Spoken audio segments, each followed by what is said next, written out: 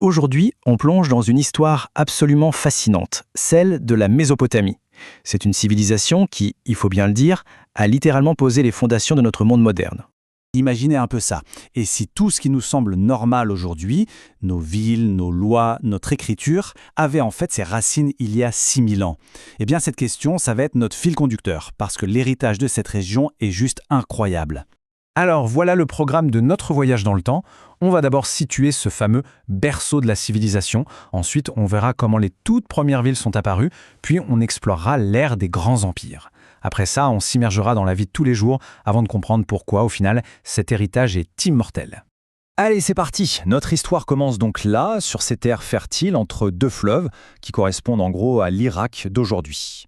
Et quand on dit berceau de la civilisation, ce n'est pas juste une jolie expression. Non, c'est vraiment là que tout commence. Pensez-y, les premières vraies villes, l'invention révolutionnaire de l'écriture et les tout premiers systèmes de lois pour que les gens puissent vivre ensemble. Bon, alors remontons le temps. Loin, très loin.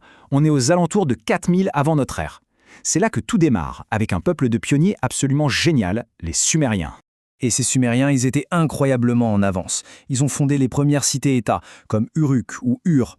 Ils ont développé des systèmes d'irrigation super complexes pour maîtriser l'eau.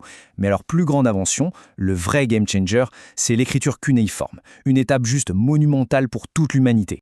Une fois ces bases posées par les Sumériens, la Mésopotamie devient le théâtre d'une saga digne d'une série. C'est l'ère des grands empires, une histoire de pouvoir, d'ascension et de chute qui va durer presque 4000 ans. C'est un vrai ballet de puissance qui se succède. Après les Sumériens, on voit arriver les Akkadiens, puis les Babyloniens, suivis par les Assyriens qui étaient assez redoutables. Ensuite, les Babyloniens reviennent en force avant que tout ne bascule avec la conquête perse.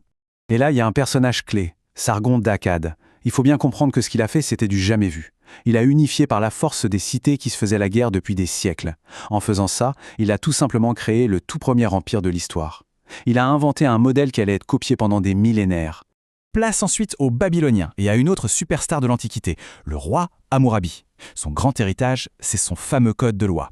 L'idée, c'était d'avoir des règles claires, gravées dans la pierre pour que tout le monde les connaisse. Et oui, c'est de là que nous vient la célèbre loi du talion, œil pour œil, dent pour dent. Avec les Assyriens, on change complètement d'ambiance. Eux, c'étaient les maîtres de la guerre, connus pour leur discipline de fer et leur efficacité redoutable. C'était une véritable machine de guerre qui leur a permis de conquérir un territoire immense qui s'étendait de la Mésopotamie jusqu'en Égypte. C'est dire. Et enfin, comme un dernier feu d'artifice, l'empire néo-babylonien.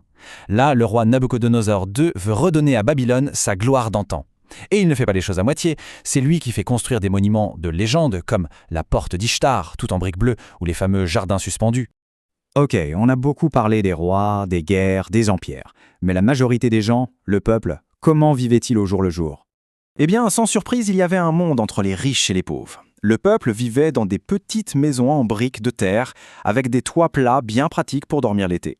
Et de l'autre côté, évidemment, l'élite. Eux, c'étaient les palais somptueux. Et on mangeait quoi?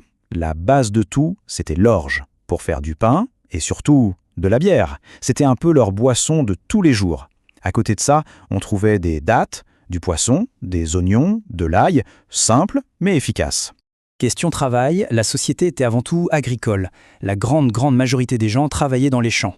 Mais il y avait aussi des métiers très respectés. Les artisans qui faisaient des poteries magnifiques et surtout les scribes, ceux qui maîtrisaient le super pouvoir de l'écriture.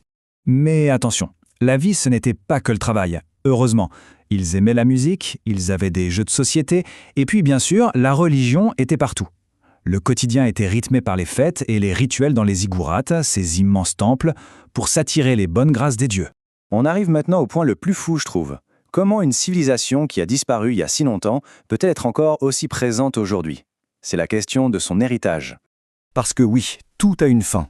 Et pour l'indépendance de la Mésopotamie, la date à retenir, c'est 539 avant notre ère. C'est le moment où Cyrus le Grand, le roi des Perses, prend Babylone. C'est la fin d'un chapitre qui a duré des milliers d'années. Donc voilà, c'est la fin de l'histoire? Game over? Eh bien, non, pas du tout en fait. Absolument pas, parce que même si les empires s'effondrent, les idées, elles survivent.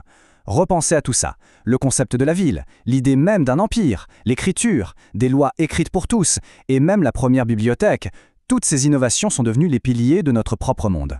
Et c'est vraiment ça l'idée essentielle à retenir. Le berceau en tant que puissance politique a disparu, c'est vrai, mais ses fondations, eh bien, notre monde est littéralement construit dessus. Alors la prochaine fois qu'on se balade en ville, qu'on lit un texte de loi ou même qu'on écrit un simple message, on peut y penser.